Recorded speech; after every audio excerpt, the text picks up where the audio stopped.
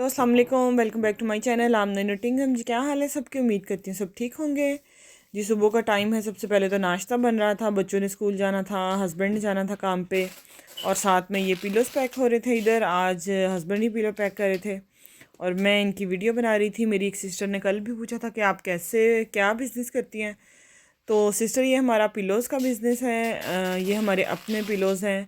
हमने चाइना से ऑर्डर करवाया था कंटेनर, और हमने पहले सैंपल्स वगैरह मंगवाए थे उनसे, तो हमें फिर पसंद आ गया था। तो ये हम बिज़नेस करते हैं। हमारी वेबसाइट पे आप सर्च कर सकते हैं www.starhomeware.com पे। इसके अलावा हम और भी यहाँ पे यूके के अंदर ही होल सेलर्स हैं जिनसे हम अपनी प्रोडक्ट जो भी हमने लगानी हो, जो मतलब ट्रेंडिंग पे जा रही हो अमेज़ॉन पे, हम वो बाय करते हैं और अपने अकाउंट पे उसको सेल करते हैं। तो अगर आपने ज़्यादा मतलब और कुछ जानना चाहती हैं तो मैंने वीडियोस और भी अपलोड की थी, आप वो सर्च कर लें, हो सकता है आपको कुछ हेल्प मिल जाए। अदरवाइज़ आप जो है ना वो पूछ सकती हैं। तो ये जी पैकिंग हो गई थी, तो अब मैं इन पे लेबल लगा रही थी। एक कस्टमर थे, उन्होंने 3 पिलोज़ बाय किए थे एक साथ, एक ने 2 पिलोज़ बाय किए थे और थर्ड वाले ने 1। आज मैं जिस टॉपिक पे बात करी थी वो ये था कि यूके में ना यहाँ पे हमारे साथ 2 इंसिडेंट ऐसे हुए ट्रीटमेंट के हवाले से ना। तो मैंने कहा चले मैं आप लोगों के साथ वो शेयर करती हूँ। पाकिस्तान में हो या इंडिया में हो, अगर बीमार हो जाए तो ये होता है कि कहते हैं इलाज करवाने बाहर चले जाओ, बाहर के मुल्क में इलाज अच्छा है, ये अच्छा है। और कोई हमारे से पूछे तो हम कहें कि भाई हमें तो वहाँ का ज़्यादा इलाज अच्छा लगता है। ठीक है, पैसे लग जाते हैं, इलाज तो अच्छा हो जाता है। अब अगेन वही बात मैं हर वीडियो में कहती हूँ, हर किसी को इख्तलाफ हो सकता है, हर किसी के अपने एक्सपीरियंसेस होते हैं, तो वो उसी उसी की बेस पे बात करता है।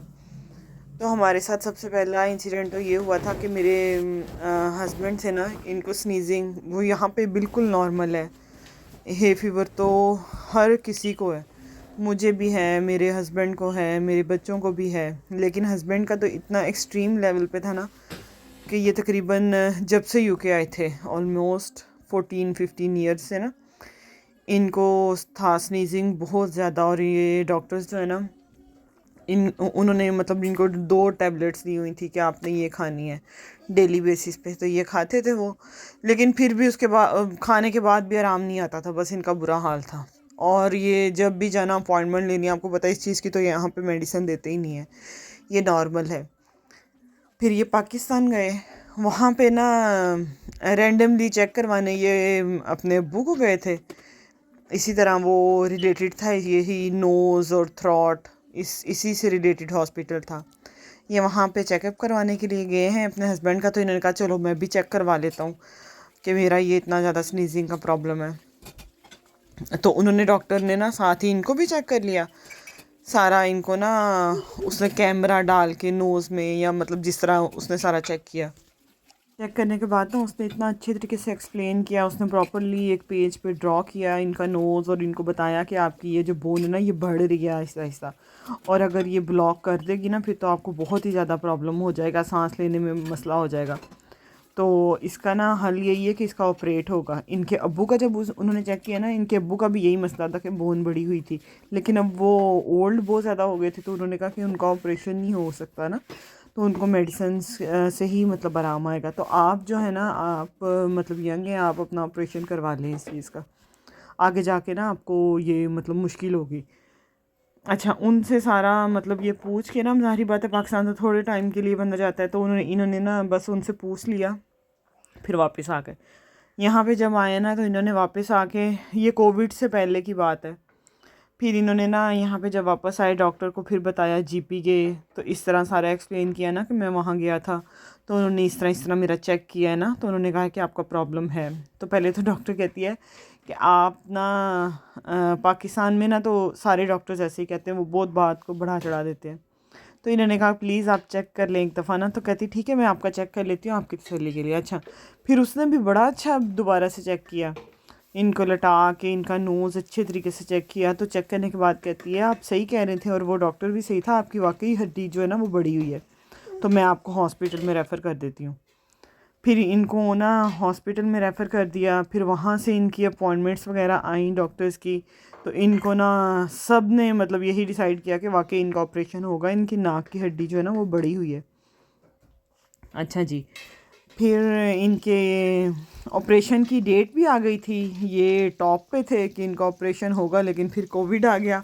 कोविड की वजह से 2 साल तक ये पेंडिंग रहा है, लेकिन अल्हम्दुलिल्लाह जैसे कोविड ख़त्म हो गया था तो फिर इनको दोबारा उन्होंने बुलाया, सारे चेकअप वगैरह दोबारा हुए हैं, फिर इनका ऑपरेशन हो गया। और आप यकीन करें कि ऑपरेशन भी काफ़ी लंबा था और इनकी बोन जो थी वो काफ़ी ज़्यादा बड़ी हुई थी। बाकायदा डॉक्टर ने इनको बताया है कि आपका ऑपरेशन बहुत मुश्किल से हुआ है, मतलब काफ़ी ज़्यादा टफ वो थी, वो बोन भी और बड़ी भी काफ़ी ज़्यादा हुई थी। तो मतलब ये देखें कि हो सकता है कि अगर पाकिस्तान ना पूछते तो यहाँ पे वो करते ही ना, कंसीडर ही ना करते।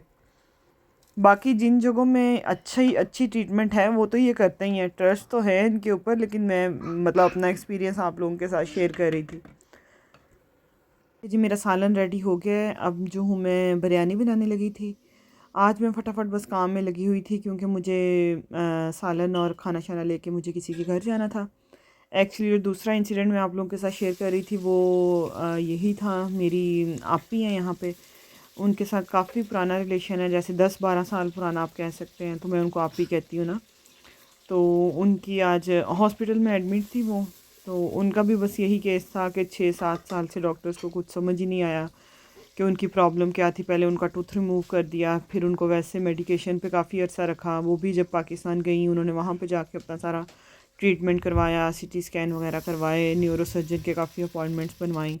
उन्होंने इनको एक्सप्लेन किया कि आपका तो टूथ का प्रॉब्लम नहीं था। फिर इन्होंने सारा मतलब इनको रिपोर्ट्स वगैरह भी दी जो इनका प्रॉब्लम था मेन। आखिर इनका दरअसल प्रॉब्लम ये था कि इनकी वेन्स, उन्होंने कहा कि एक दूसरे के ऊपर जो है ना वो एक दूसरे के ऊपर आई हुई हैं, दब गई है एक वेन दूसरी वेन के नीचे। तो उनको ना मतलब थोड़ा उनके दरमियान में उनको मतलब उठा के एक दूसरे से, तो इनके अंदर ना कोई टिश्यूज़ वगैरह रख रहे होंगे, तो ये इनकी सर्जरी हो गई।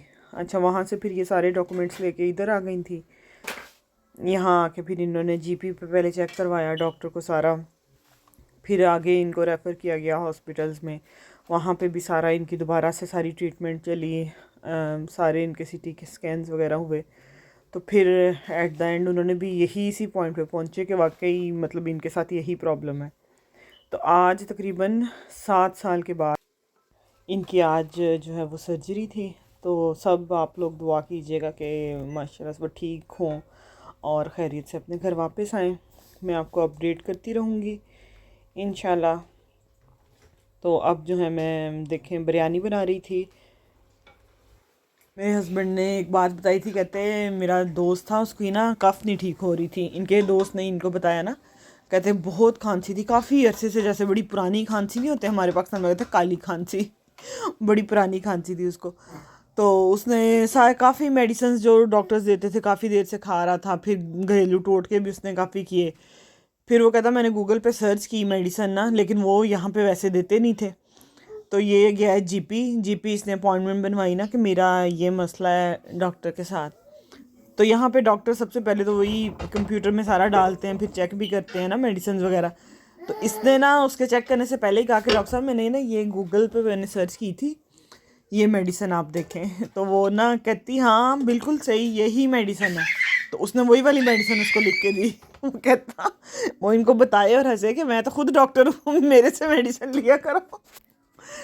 तो बाकी जो इनके अच्छे जो रूल्स हैं यूके के वो तो हैं, ज़ाहिर बात है हम इस कंट्री में रह रहे हैं तो इनके बेनिफिट्स हैं, इतने ज़्यादा देते हैं तो हम रह रहे हैं, नहीं तो अपने मुल्क में ना रह रहे होते। जो इनकी अच्छी बातें हैं, लेकिन जो इनकी ज़रा ये ऐसी बातें हैं वो भी, उसको भी हम इग्नोर नहीं कर सकते। बाकी ये कि सिस्टम इनके अच्छे भी बहुत हैं। मेरी अम्मी अब जैसे आई हुई थी 50+ थी वो, अम्मी चली गई हैं मेरी 3 माह रह के, लेकिन अम्मी के लेटर्स अभी तक आ रहे हैं कि आप अपना ये चेकअप करवा लें, आप अपना बाउल कैंसर का करवा लें, इस तरह ना ब्लड टेस्ट करवा लें, ये करवा लें। तो काफ़ी मतलब इस चीज़ में तो उनकी केयर है। फिर इनके अब्बू आए थे, इनके अम्मी अब्बू के भी लेटर्स अब घर आते हैं कि आप ये चेक करवा लें, वो चेक करवा लें, आप 65+ हैं, आप ये टेस्ट होना बाकी हैं, ये होना बाकी हैं। तो जो इनकी अच्छी बातें हैं वो भी हैं। को अपनी क्यारी दिखा रही थी, देखें अब मौसम बहार आ रही है तो फूल खिलना शुरू हुए हैं। और ये जो मेरी मानो है ना, ये बस कहती है कि मुझे बाहर गार्डन में घुमाओ फिराओ और गाड़ियों में बाहर लेके जाओ। अंदर आने का होता है तो साथ ही रोना शुरू कर देती है। जैसे अंदर लेके आए, डोर बंद करे ना तो रोना शुरू कर देती है कि हाँ अब तो मैं अंदर आ गई हूँ, डोर क्यों बंद हो गया। ये आजकल इसकी चालाकियाँ चल रही हैं। तो चलें जी, ये देखें बिरयानी बन गई थी। अब मैं इसको डाल रही थी डिब्बों में, फटाफट लेके जाना था। इतनी जल्दी टाइम गुजरा है ना, आज तो ऐसे 3 बजे है ना कि समझ ही नहीं आई ऐसे टाइम फ्लाई हो गया, फ्लाई।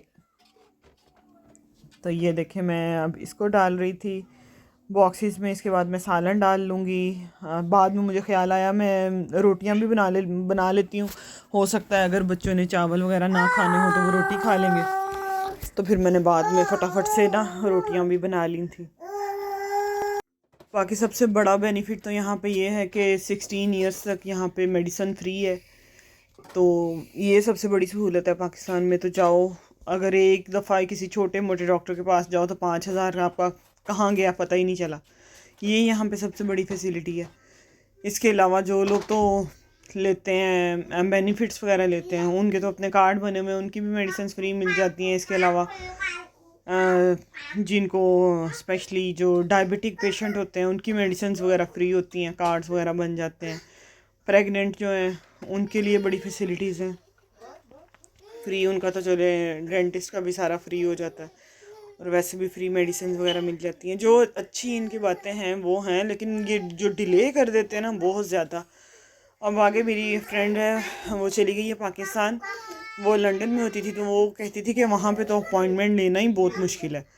कहती है सेम डे की आपकी अपॉइंटमेंट बहुत मुश्किल है अगर मिले। तो शुक्र है अल्हम्दुलिल्लाह यहाँ पे नोटिंगम में ऐसा नहीं है। हमारे साथ तो इस तरह शुक्र है कभी नहीं हुआ। एग्जैक्टली 8 o'clock जो है वो फ़ोन करते हैं तो उसी दिन की अपॉइंटमेंट मिल जाती है। बेशक कितनी देर मर्ज़ी 5, 10, 15 मिनट रहना पड़े कॉल के ऊपर, लेकिन मिल जाती है अपॉइंटमेंट। ये शुक्र है अल्लाह का। बाकी ये कि हस्बैंड मेरे कहते हैं अब यहाँ पे वही बात है कि पॉपुलेशन इतनी ज़्यादा हो गई है। डिफरेंट कंट्रीज से जो लोग आए हुए हैं इमिग्रेंट्स वगैरह, वो इतने ज़्यादा हो गए हैं। शायद इनका सिस्टम इस वजह से इतना ज़्यादा स्लो हो गया है, या पता नहीं क्या रीज़न जो भी है। कुछ अच्छे पॉइंट्स हर जगह के होते हैं, कुछ नेगेटिव भी होते हैं। तो सारा सिस्टम इसी तरह साथ साथ चलता है। तो ये देखें जी कितनी ज़बरदस्त आज धूप निकली हुई थी। बड़ा गाड़ी में बैठो तो मज़ा आता है, धूप शीशे में से अंदर लगती है, लेकिन बाहर तो काफ़ी तेज़ और ठंडी हवा चल रही थी। बच्चों को स्कूल लेने जा रही थी अब मैं। बाकी मैंने यहाँ पे लेज़र ट्रीटमेंट करवानी थी, तो यहाँ से सारा हमने पूछा ना, डिफरेंट मतलब स्पेक्सेवर्स पे भी गए और इधर उधर डिफरेंट जगहों पे। तो तकरीबन दोनों आँखों की 3,000 पाउंड बताई थी उन्होंने। काफ़ी महंगा था। तो मैंने यहाँ से नहीं करवाई थी, फिर पाकिस्तान गई थी तो सेम ट्रीटमेंट जो है ना मैंने पाकिस्तान से करवाई थी, और मुझे वो तकरीबन पाकिस्तानी 70,000 में पड़ गई थी सेम ट्रीटमेंट। तो ये देखें जी, मैं आ गई थी उनके आपी के घर। उनको मैंने खाना डिलीवर किया, अब मैं वापस जा रही थी घर। प्राइवेट तो यहाँ पे इलाज हो जाते हैं, लेकिन प्राइवेट की फ़ीसें ही बहुत ज़्यादा हैं। वो जिसके पास पैसा है वो दे पैसा और फट से इलाज करवा ले। ये है। चलें जी, अब घर आ गई थी। घर आके फिर मैंने खाना बनाया है और बच्चों को खाना दिया, इब्राहिम को खाना खिलाया। चलें जी, अब वीडियो का इख्तिताम करती हूँ। अगर आपको आज की मेरी वीडियो अच्छी लगी है तो प्लीज़ मेरे चैनल को सब्सक्राइब कर दीजिए, लाइक और शेयर कर दीजिएगा, और एंड में मेरी चाय देखना मत भूलिएगा अब बेशक आप जाइए। ओके जी, अल्लाह हाफिज़, दुआओं में याद रखिएगा।